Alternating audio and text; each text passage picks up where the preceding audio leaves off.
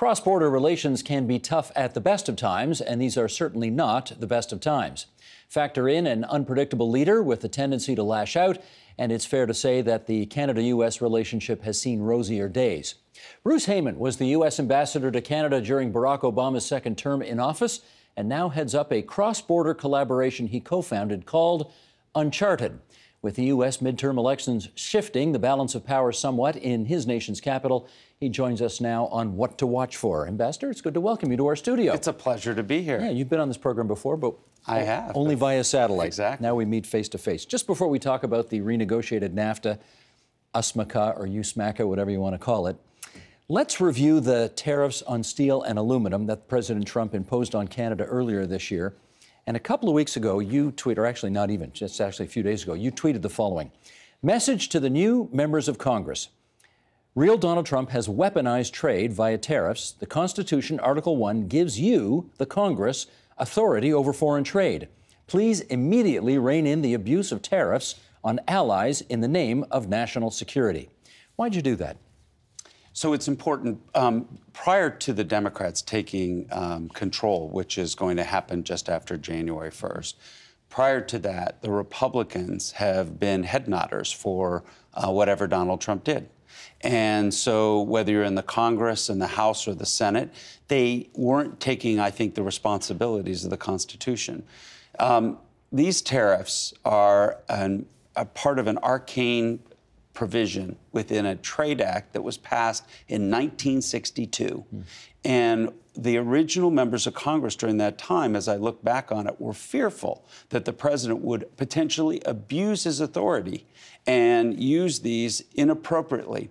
I think the president has weaponized trade, and he's weaponized it through tariffs. But it's unusual for a former diplomat to get so out there against, you know, a succeeding administration, and yet you've done that. How come? I think that this president and his administration is the most divisive administration that we may have ever had in the history of the country, at least in all of our lifetimes.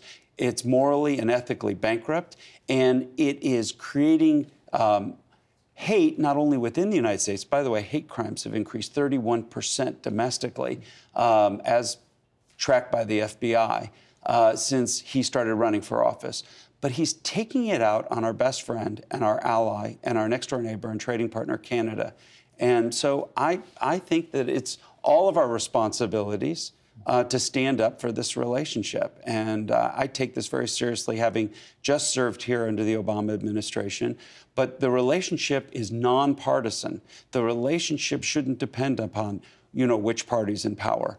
But everybody is giving in to his language and style, and I know I wasn't going to stand for it. Well, clearly you're not giving in on that, and I wonder if you fear any consequences because of that. I guess in one respect, people could say you're a little too sweet on Canada and you're not pro-American enough. Anybody who, you know, is critical of this administration runs into that kind of criticism.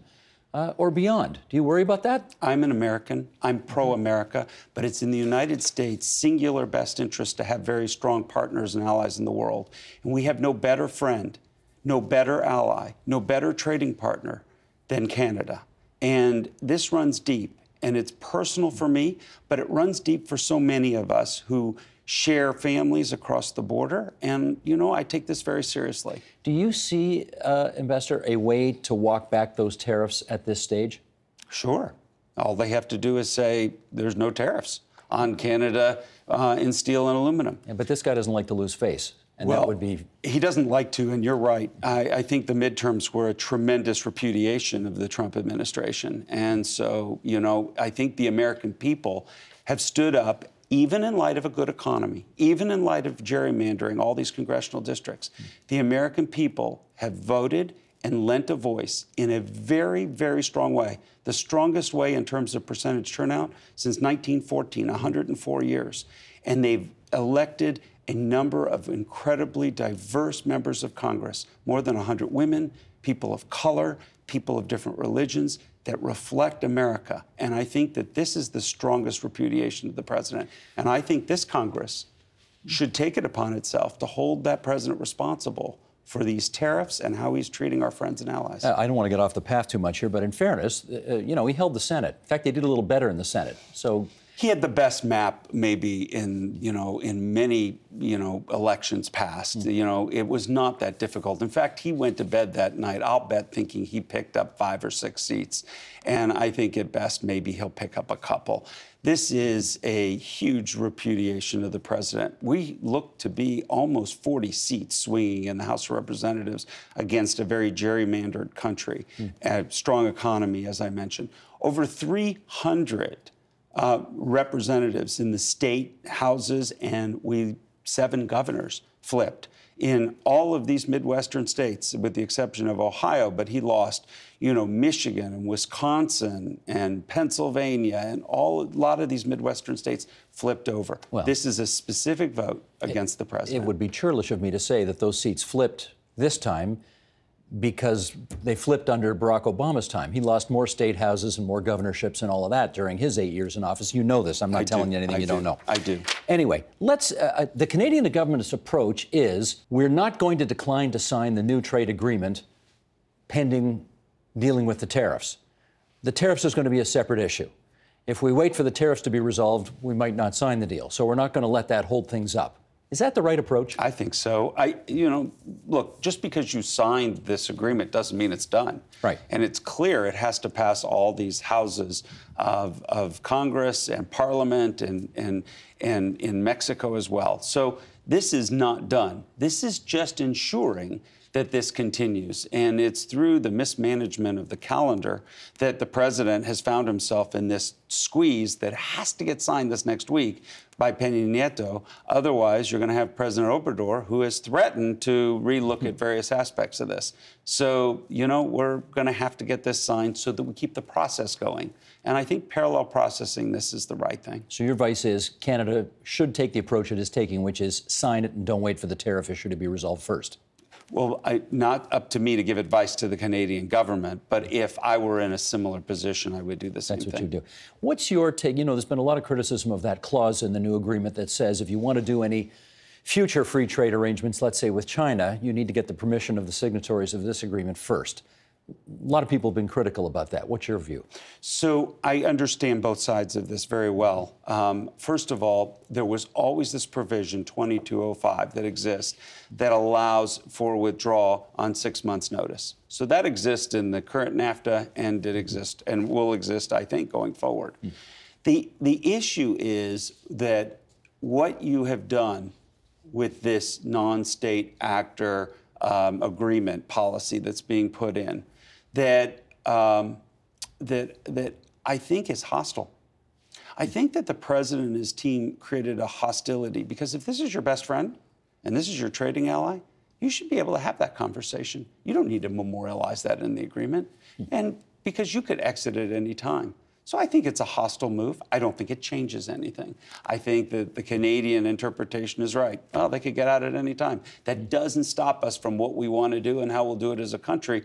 But I think it's a hostile term. Okay. Let's broaden the conversation a bit and talk about whether or not you think relations between our two countries are going to be better, worse, stay the same as a result of the midterm elections. What's your view? Better. I think that, coming from an administration prior to this one, I will tell you, I think that I left and the U.S.-Canada relationship had never been better at any time in our history. The Prime Minister came and came for a state dinner, first time in nearly 20 years. The President came and gave an address before Parliament, the first time in more than 20 years. We were able to accomplish a lot. We went to Paris together. We tackled Ebola together. We've tackled so many things over the last few years. So I think the U.S.-Canada relationship was at its peak. That being said, what's happening now is more political than it is actual. People in America love Canadians. And we love doing business with you. You're our best trading partner. We vacationed here. We share so much together, family. So I'm not concerned long-term about the U.S.-Canada relationship. I am deeply concerned about the language and style coming out of the White House. Can I just pick up on that word vacation? There were a number of people in this country who, for better or for worse, decided this past summer, for example, not to vacation in the United States, because they were upset with some of the rhetoric coming out of the Oval Office and so on. What's your take on that? For me, it's disappointing. but I understand it. Look, if somebody poked my president or my country in a way internationally, I would be very patriotic and very understanding. That being said, by not traveling and what you're doing is you're not really hurting Donald Trump. You're hurting these small business owners. You're hurting your family's opportunity to have a good experience. And so I think that hopefully, after this administration is long gone, or they correct their language, which they don't seem to be doing right now, that we can, get back to normalcy and the way we've operated for a long time. But it's disappointing, and I understand it. I understand this frustration. I know you don't like giving Canadians advice. I get that. But I want you to anyway. What would be a better way for Canadians to express their unhappiness, if not boycotting travel to the United States, with American policy? Well, I will tell you one way, and that is, and my wife and I took this on ourselves as part of an initiative. According to the U.S. government, now there's debate exactly what that number is, but according to the U.S. government, there were some 600,000 Americans, either dual citizens or American citizens, living in Canada, that are eligible to vote. Okay. Eligible to vote. That's about 20% of the 3 million that exist around the world. Register to vote.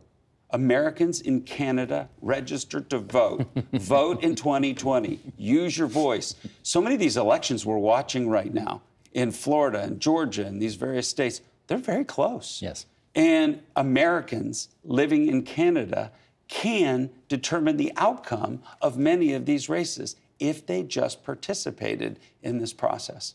Gotcha. We have a new premier in the province of Ontario. Don't know if you've met Doug Ford yet. Have you had a chance? Strangely enough, I did meet Doug Ford. There was back when David Jacobson was ambassador, there was a delegation that came in with Rob Ford and Doug Ford to Chicago as part of a Sister Cities program. And I did meet the two of them because I was in the business community as part of the business community, but I had not met him during my term here as ambassador or since. Right. Now, he was on city council then. He wasn't the premier yet, obviously. But he's clearly got his eye on the South, and they just put up the signs at some of the border crossings saying Ontario open for business. How would you advise him in terms of navigating the new political realities of our relationship? So this is what I would do. As I mentioned, you have 7 new governors that were just flipped. Some number of these are right here in the Midwest, your largest trading partners with Ontario. So my recommendation is let's do some bilateral governor to premier meetings, and let's set those up and make those happen. I'm willing to facilitate that in the state of Illinois with my good friend J.B. Pritzker, who just became the governor of the state of Illinois. Canada is our #1 export market and trading partner, and so much of that is with Ontario that I would say, yeah, let's bring this back. Let's do a meeting and let's figure out how to do business together. And let me go to yet another level of government, which is we just had municipal elections. This past October 22nd. We have a lot of new mayors and a lot of new councilors and so on. Yep. What impact can they have in improving the relationship with the U.S.? Significant, I think, mayor to mayor. And, Chicago and Toronto are sister cities. We have a lot of these sister city programs. I know Mayor Tory well. I would facilitate that back in Chicago. We're having a new election coming up in just a few months in Chicago. We'll have a new mayor, and it'll be a good opportunity for us to work together. Rahm Emanuel's not going to be the mayor anymore, is he? He will not be the mayor. Do you know who's going to be the next mayor? I have 17 people are running. We had 35. Yeah. Get in line. Let me ask you about, okay, here's a tricky one. Populism has, of course, exploded in your country, and there are, I guess, increasing signs that it's coming to Canada as well. Some people have interpreted Doug Ford's victory in the June election provincially in the province of Ontario as a planting of the flag for populism and so on. How do you use your bully pulpit as the former ambassador, appointed admittedly by a Democrat, to speak to people whose ears may not be open to the message that you are preaching? So we have to find paths that we can look at each other. We may disagree, but we don't have to be disagreeable. We don't have to be filled with hate and acrimony and animosity. That doesn't seem possible right now. It's possible. It just takes people. And it just takes people willing to extend the hand and able to have that conversation. It's always possible. It's just people have to begin to take that initiative and do it. And so I'm there. I'll do it. I sit and talk to Republicans and Democrats alike. And my number one focus right now is enhancing the U.S.-Canada relationship in a post ambassadorial period. Consider myself citizen ambassador to do that. And so, you know, that is something that we can do across all parts of our government. And all right, but let me follow up. Let me follow up on this, because right now, let's say, for example, you're you know, white lower middle class person living in Alabama or Mississippi or Oklahoma or something like that, and your president says, "I'm for America, America first, America only. I'm not a globalist. I don't really give a damn what happens in the rest of the world." Here's this nice fellow, Bruce Heyman, who's coming along saying, you know, we should try and, you know, make things nice between our neighbors to the north, and they hear their president saying something quite different, right? Special place in hell for the Canadian Prime Minister. That was the expression used by one of the trade negotiators during all of that. Why would they listen to you when they hear Donald Trump talking that way? So I think you have to make it understandable that having a relationship with your next-door neighbor and best friend is also a pro-American concept. And to sit down and talk about tourism and travel. More Canadians come to our country to do business with us than any other country in the world. We should talk to them about the companies that may exist in their neighborhood, in their state, in their community, that actually sell product to Canadians, or Canadian companies that have operations in the United States that employ them. And just, I think that we have to shed light on this. But we have a more important problem developing, and that's where this populism is so insidious. That technological change that is happening in our economy is displacing a lot of workers who have significant lower skill rates than moving up that technological ladder, or they have a unique skill that's been displaced by maybe an iPhone or something else. It's hard to get them to recognize that it's technology that's doing it. That when you have a president who says, you know, NAFTA, I'm going to bring all these jobs back and all these companies back, and I'm going to bring higher wages back. I'm going to make this all magically happen. And, you know, it sounds good because you're down. Your wages haven't increased over a period of time. You have to have multiple jobs to make ends meet. And, you know, the plant that you worked at closed, so you're going to now have to take lower paying jobs, and several of them.